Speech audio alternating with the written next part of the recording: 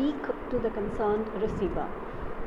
Ensuring appropriate feedback. So that is also very important. We need to understand whether the second party as a receiver is able to understand what we are trying to tell them. Be aware of your own state of mind, emotions and attitude. So it's again very important how well in patience we are with our mind, emotions, attitude. Because when we are angry, we don't have a control on our emotions. We cannot express ourselves well or understand the level of the listener, etc. Next topic in this is listening. Now, what is listening?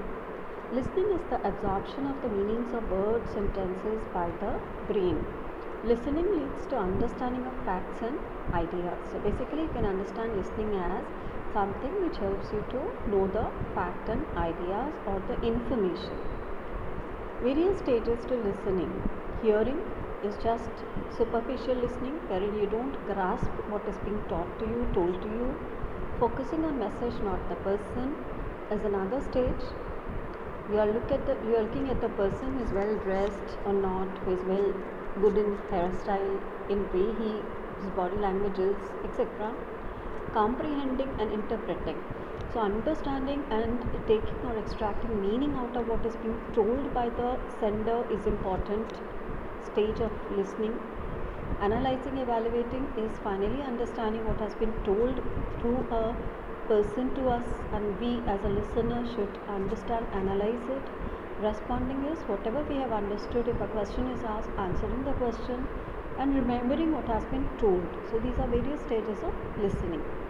Correlation between listening and speaking. It's very important. We need to relate these two important things. The writing, reading, speaking and listening. These are various percentages of communication. What we are taught.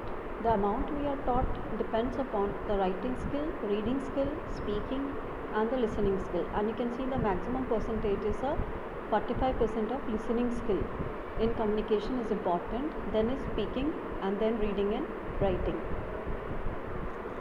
So importance of listening. If we are supposed to talk more than listen, we would have been given 2 mouths and 1 ear. So we can understand how important is listening.